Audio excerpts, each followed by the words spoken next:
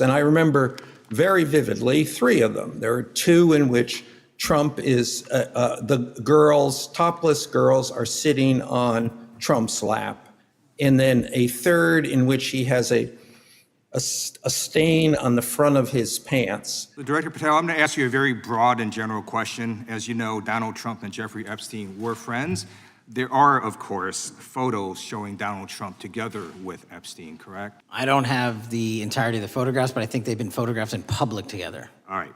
Are there any photos showing Donald Trump with girls of an uncertain age? No. America, there's a huge red flag. The FBI director could not answer whether Donald Trump was on Epstein's Gentleman's time has expired. That statement was made on the floor of a United States Senate hearing, not by a journalist, not by a political commentator, by a sitting congressman directly to the FBI director's face. This hearing was built around one of the most consequential unanswered questions in American politics right now. What is actually in the Epstein files? Who is named in them? And why is the FBI director unable or unwilling to answer direct questions about specific names? What you are about to see is a methodical, evidence-based exchange that starts with photographs found in a safe and ends with a question the FBI director refused to answer. Let's break it down. The FBI searched Jeffrey Epstein's Manhattan residence, correct? I don't have the catalog of evidence in front of me. In that residence, the FBI found a safe, correct? I'll accept your representation. Okay. And in that safe, the FBI found topless and lewd photographs of girls, correct? Again, sir, I'll accept your representation. I don't know. Thank you. It was all over the media at the time. There's a New York Times article that says Jeffrey Epstein is indicted on sex charges as discovery of nude photos is disclosed, dated July 8th, 2019. And the Times reports a trove of lewd photographs of girls was discovered in a safe inside financier Jeffrey Epstein's Manhattan mansion. Author Michael Wolff has conducted numerous interviews of Jeffrey Epstein. I'm going to play for you a video clip of what Michael Wolff said Epstein told him was in the safe and what he showed the author was in this safe. Notice the precision of this opening. The congressman is not making accusations. He is establishing facts that are already on the public record. A court filing, a New York Times article, a dated search warrant. Each confirmation from Patel, even the reluctant ones, becomes part of the official Senate record. This is deliberate legal groundwork. Before introducing the Michael Wolff video, the congressman needs Patel on record acknowledging the basic facts of what the FBI found, because everything that follows depends on that foundation being established first. I'm going to play for you a video clip of what Michael Wolff said Epstein told him was in the safe and what he showed the author was in this safe. So let's please play that clip now. Elected.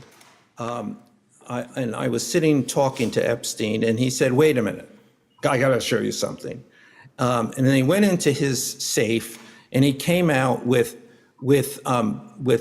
photographs. They were Polaroids, I think, and he kind of spread them out like playing cards, and it was Trump. I mean, I think there were a dozen of them, and it was Trump with girls of an uncertain age at Epstein's Palm Beach house, where all of the things that he would ultimately be accused of took place. And I remember very vividly 3 of them. There are 2 in which Trump is, the girls, topless girls, are sitting on Trump's lap. And then a 3rd in which he has a stain on the front of his pants, and the girls are kind of pointing at it, sort of bent over, laughing. This is the most extraordinary moment in this entire hearing, and it almost certainly did not make mainstream headlines the way it deserved to. A video clip is being played inside a United States Senate hearing in which a journalist describes being shown Polaroid photographs by Jeffrey Epstein himself. Photographs allegedly showing a sitting president with underage girls. Whether Michael Wolff's account is accurate or not, the fact that this testimony now exists inside the official congressional record is significant. It cannot be unheard. It cannot be removed from the record, and it now requires an official government response. So, Director Patel, I'm going to ask you a very broad and general question. As you know, Donald Trump and Jeffrey Epstein were friends. There are, of course, photos showing Donald Trump together with Epstein, correct? I don't have the entirety of the photographs, but I think they've been photographed in public together. All right. Are there any photos showing Donald Trump with girls of an uncertain age? No, How do you know that? because that information would have been brought to light by multiple administrations and FBI investigators over the course of the last 20 years. Well, you know what? That's just not true, because no one knew about the creepy birthday message that Donald Trump wrote to Jeffrey Epstein until the Wall Street Journal disclosed it, and then all of a sudden, the Epstein estate provides it to Congress. Well, So certainly, you weren't there at the search. You don't know what Epstein may or may not have done with those photographs even prior to the search. Maybe someone has it. Maybe the Epstein estate has it. You raise a great point. I haven't personally asked to talk to Has the Michael FBI Wolff, asked? but you the to do Michael Wolff? FBI, I'll get back to you if the FBI specifically So Michael Wolff has has ever. about 100 hours of testimony of Jeffrey Epstein. Wouldn't it be good for the FBI to interview Michael Wolff? I'm not saying they haven't, I just don't know. Has FBI subpoenaed the tapes that Michael Wolff has conducted of Jeffrey Epstein? I don't know. Patel's answer here, no, is one of the most consequential single-word answers in this entire hearing series, because the follow-up question immediately exposes the problem with that certainty. How does he know? His answer, that multiple administrations and FBI investigators would have found it, is not evidence. It is an assumption. The congressman immediately points out that Trump's birthday message to Epstein was unknown until the Wall Street Journal disclosed it, meaning things can exist in the Epstein universe for decades without the FBI knowing. And then the most damaging detail, the FBI has never interviewed Michael Wolff, the journalist who says Epstein personally showed him those photographs. That is not a minor oversight. That is a fundamental investigative gap. Well, let me ask you this question then. Have you looked at all the photos in Epstein files?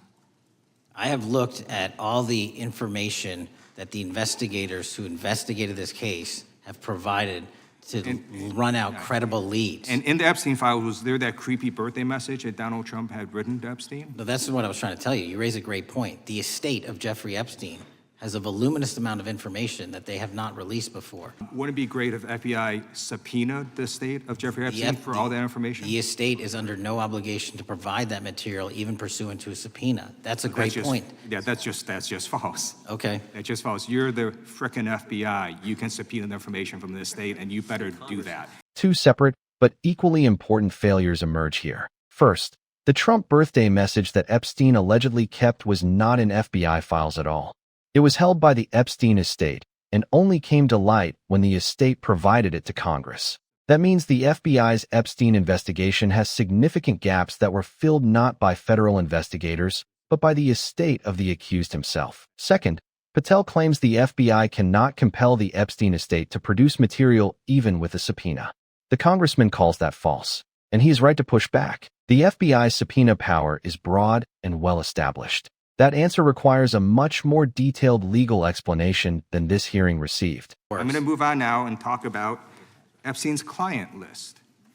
You confirmed that it exists. Attorney General Pam Bondi confirmed earlier this year that it exists. So I just want to ask you a simple question. Is Prince Andrew on Epstein's client list? The material related to Prince Andrew has been made public. Is Prince Andrew on the client list? We have released the index of names All right, that were in Jeffrey Epstein's. Is Donald Trump on Epstein's client list? The index has been released, and the index will speak for So I'm itself. just going to say, America, there's a huge red flag. The FBI director could not answer Gentlemen. whether Donald Trump was on Epstein's Gentleman's time client has list. expired. And this is where everything in this hearing lands. Two direct yes or no questions. Is Prince Andrew on the Epstein client list? Is Donald Trump on the Epstein client list? Neither received a direct answer. For Prince Andrew, Patel points to public material. For Trump, he points to a released index and says it speaks for itself. An FBI director who has spent this entire hearing defending his transparency record cannot answer whether the sitting president's name appears on a sex trafficking client list. That silence, in an official Senate proceeding on the public record, is the most significant moment of this entire exchange. And the congressman's closing line captures exactly why.